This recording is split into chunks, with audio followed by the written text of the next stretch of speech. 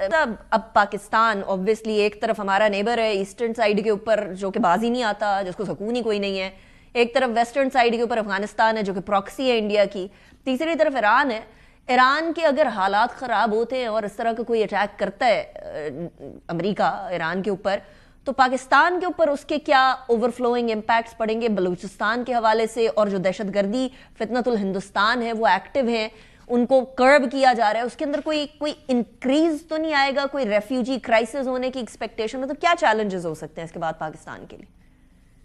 دیکھیے بحیثیت نیبر جتنے بھی نیبرز ہیں ایران کی، ان سب کو کے متاثر ہونے کا امکان ہے، ہمارا بھی امکان ہے یقیناً. اور پھر ایران بلوچستان میں بھی جو ہے اس وقت گڑبڑ ہے، ہمارے ہاں بھی گڑبڑ ہے.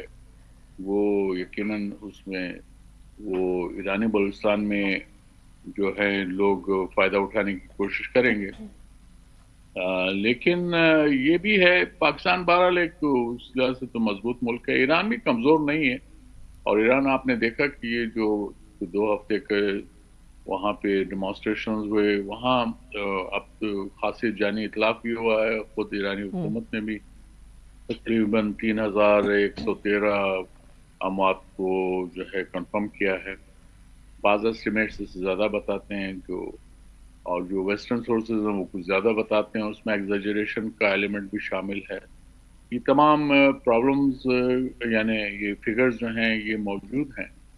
اور بلوچستان کے حوالے سے آپ یہ دیکھ ہی رہے ہیں کہ ہمارے صوبے میں جو ہے وہ BLA BRA ان کے ایک انسرجنسی تو ہے، اور وہ پرابلم بھی کریٹ کر رہے ہیں. تو یہ چیلنج تو ہے، اور یہ یقیناً اگر جنگ بڑھ جاتی ہے تو ولنریبلٹیز میں اضافہ ہو جائے گا. ٹھیک ہو گیا. لیکن پھر یورپ کی بات آ جاتی ہے ambassador, because at this point in time USA اور یورپ ان کی بھی آپسی چپکلش چل رہی ہے، نیٹو کے کولیپس کی ایکسپیکٹیشن چل رہی ہے.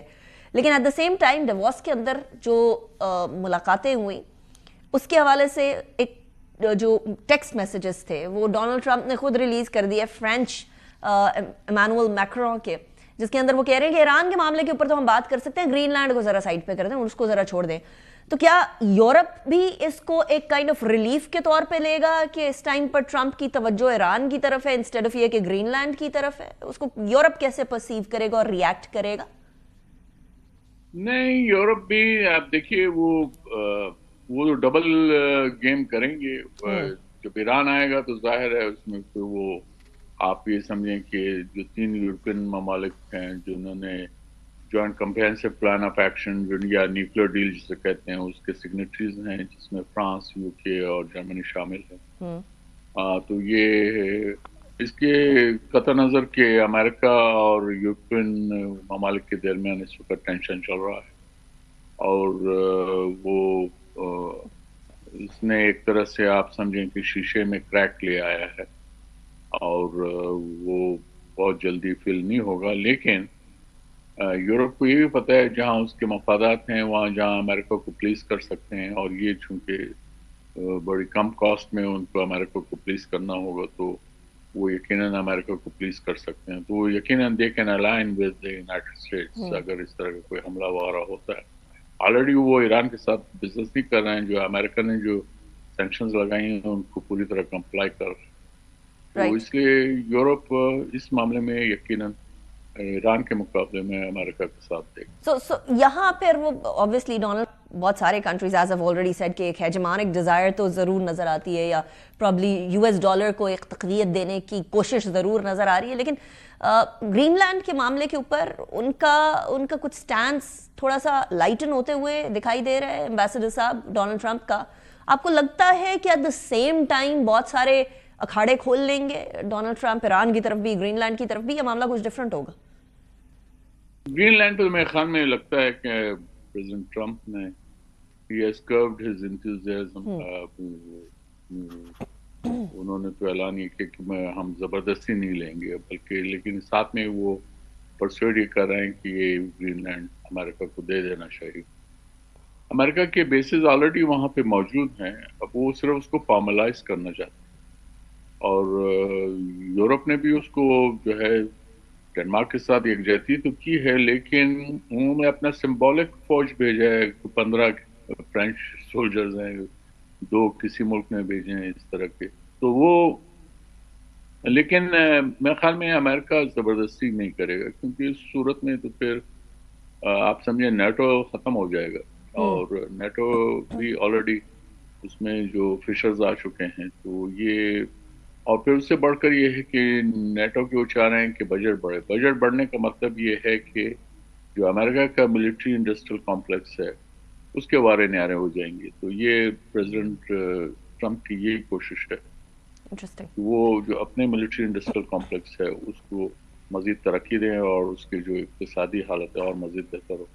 اور میرے خیال میں جب آپ ملٹری بجٹ بڑھاتے ہیں تو وہ سب سے زیادہ پروفیٹیبل ہوتا ہے، اور امریکن ملٹری انڈسٹریل کمپلیکس یقیناً یہ چاہے گا. ٹھیک ہو گیا. اگر وار نہیں ہوگی تو وہ اپنا اسلحہ کیسے بیچیں گے؟ ٹھیک ہے. اچھا امبیسڈر صاحب، لاسٹ تھوڑی دیر پہلے وزیر اعظم شہباز شریف کی لندن سے ان کی ایک اسٹیٹمنٹ آئی ہے کہ ڈیوورس کا جو دورہ تھا وہ بڑا اچھا کامیاب رہا ہے، اور اسی دورے کے دوران بورڈ آف پیس کے سگنیٹری بنا پاکستان.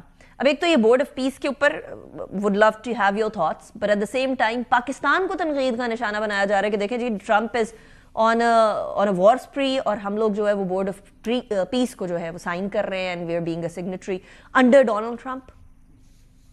یہ بہت بڑا پلان ہے، اور اس میں جو شامل ممالک ہیں ظاہر ہے وہی کنٹریبیوٹ کریں گے. اب اس میں پاکستان بھی شامل ہے. یہ کرٹیسزم بھی آپ نے دیکھا ہوگا کہ پاکستان کو شامل نہیں ہونا چاہیے. میرے خیال میں یہ اپروچ صحیح نہیں. ڈپلومیسی کے اندر it is the art of possible. آپ جو ہے اگر ٹیبل پہ ہیں تو آپ کچھ کر سکتے ہیں، ورنہ وہ to quote Canadian prime minister Mark Carney, انہوں نے کہا تھا if you are not on the table then you are on the menu. تو اس لیے بہتر یہ ہے کہ we should be on the table rather than on the menu. and we are on the table not on the menu، جس کی وجہ سے ہم لوگ فلسطین کے لیے بھی بہت کچھ کر سکتے ہیں، which is why فلسطین کی ڈیلیگیشن نے بھی پرائم منسٹر کو روکا تھا اور تھینک یو کیا تھا. But thank you very much ambassador.